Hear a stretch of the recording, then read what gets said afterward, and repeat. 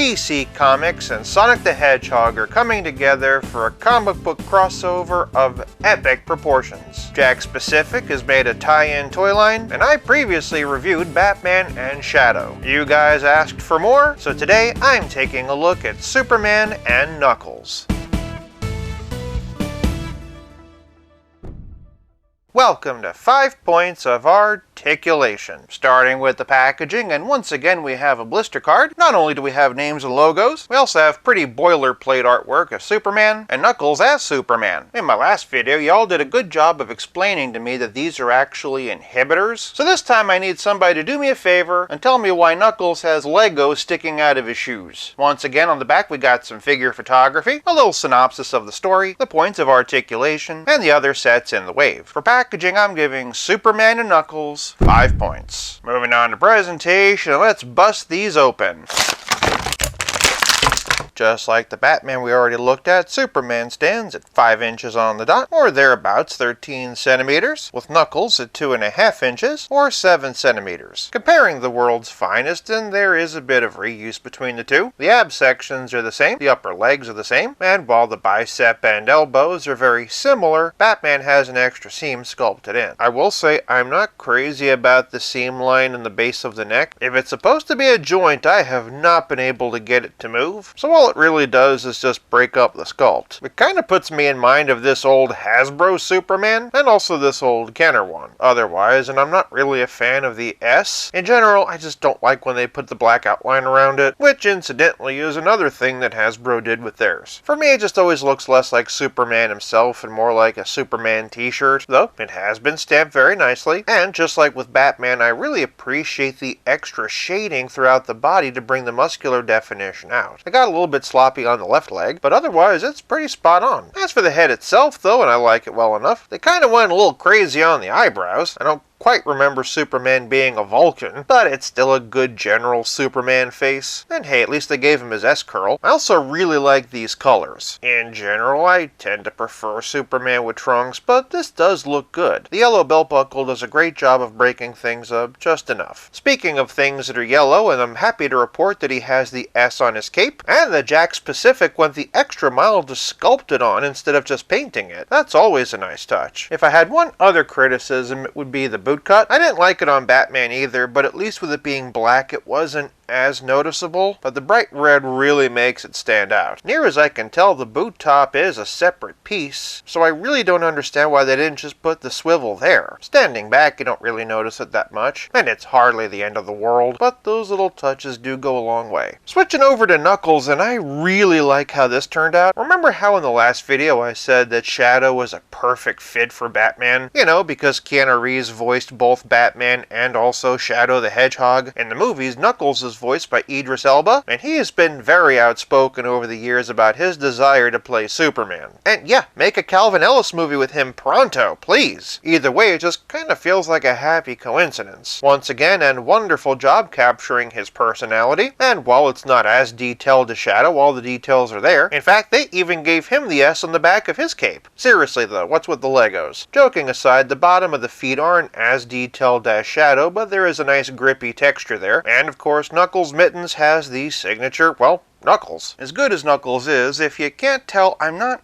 as crazy about Superman. It's not a bad figure by any means, but there are a few small details that do take me out of it, leastways as compared to the Batman I've already looked at. The thing is, some of those creative choices, like the black outline around the S, do extend to Knuckles as well. So, judging it as a set, for presentation, I'm giving Superman and Knuckles 4 points. Before we continue, if you're enjoying this video so far, do me a favor and give that like button a big old Knuckles sandwich. Moving on to Poseability, and if you recall, I was very impressed with the articulation on this Batman, and luckily Superman has the same articulation scheme. From the top, and the OG superhero's head is on a ball joint and a disc swivel. Again, if there's any articulation there, I'm not getting any movement out of it. Even so, and Kal-El can look up and away this high, which for a flying character is absolutely perfect for perspective, and here he is looking straight ahead, and not only can he look really far down, he can pretty much slide his head off. Once again, and no side to side unfortunately, but we do have all the way around. Bringing out Knuckles for comparison, and all he gets is side to side, but that's because of all this. Moving on down, and Superman can raise his arms 90 degrees, so in between shots the arm actually fell apart. Truth be told, it's my first time actually seeing this mechanism. Fortunately, it popped back in with no trouble. As I was saying, the cape does get a little bit in the way. Even so, and Superman still has complete rotation at the shoulder, along with butterflies to give him a bit of forward and back. Knuckles, by contrast, simply has swivel hinge shoulders. Those allow for rotation and for bending up and down. Working our way down Superman's arm, and he has bicep swivel, pinless double jointed elbows that once again fell apart.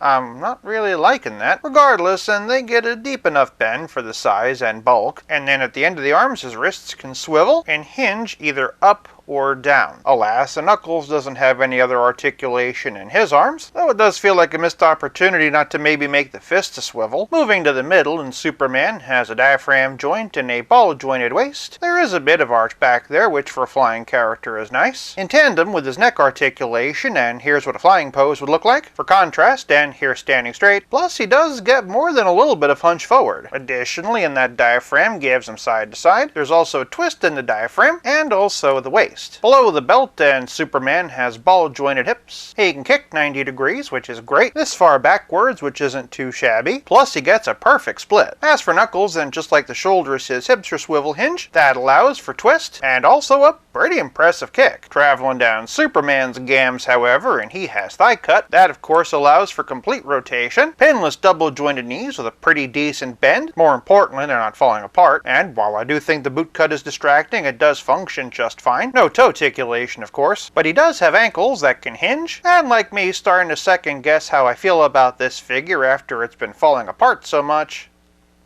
Pivot. I definitely didn't have that issue with Batman. Unfortunately, though, it does kind of keep happening. As an adult collector, it's not really a problem, but I could see it being a problem for kids, and that is the target audience. As for Knuckles, and just like with Shadow, the articulation is fine for the scale. Docking ever so slightly for that defect, though, and for Poseability, I'm giving this 2-pack 4 points. Moving on to Playability, and once again, these don't come with any accessories, though I suppose, depending on your preferred fandom, either Knuckles is Superman's accessory, or Superman is Knuckles. The nice thing is, the more of the collection you get, the more play value it adds. On that note, for those wondering, I also picked up Cyborg and Tails, so keep your eyes peeled for that video. Of course, Playability is more than accessories, or the lack thereof. It's also about how well your figures play with others. Starting with a selection of smaller Supermen and going in order of size, we've got Page Punchers, Pocket Hero, Spin Master, and Superpowers. He does scale perfectly with Kenner's Man of Steel collection, though, so much so that this almost feels like a hyper-articulated spiritual successor. Once we get to Total Justice, things get a little wonky. Bringing out DC icons, though, and as we can see, anything 6 inches and over is going to be way too big. In fact, for a 6 and 7 inch relative scale comparison, here's Superman and Knuckles with Pizza Spidey and the Spectacular Spider-Man, and as always, here they are with Stealth Iron Man. As gadget-focused as Batman is, you kind of feel the lack of accessories more with him. With Superman, though, it's not really as much of a problem. Additionally, and as my collection grows, so too grows the play value. For Playability, I'm giving Superman and Knuckles 4 points. This leaves us with nothing left to discuss but the price. If you haven't been able to tell, I'm not as impressed with Superman as I was with Batman. Not just design choices, but also things like the arms falling apart every time I bend them. This is a toy for kids, and that kind of thing just isn't acceptable. Overall, I like this 2-pack, and I'm glad I'm continuing the series. Compared to Batman and Shadow, however, and this set, ironically, is a little bit less super. Based mostly on quality control issues, for price, I'm giving Superman and Knuckles 3 points, averaging out to a still good total of 4 out of 5.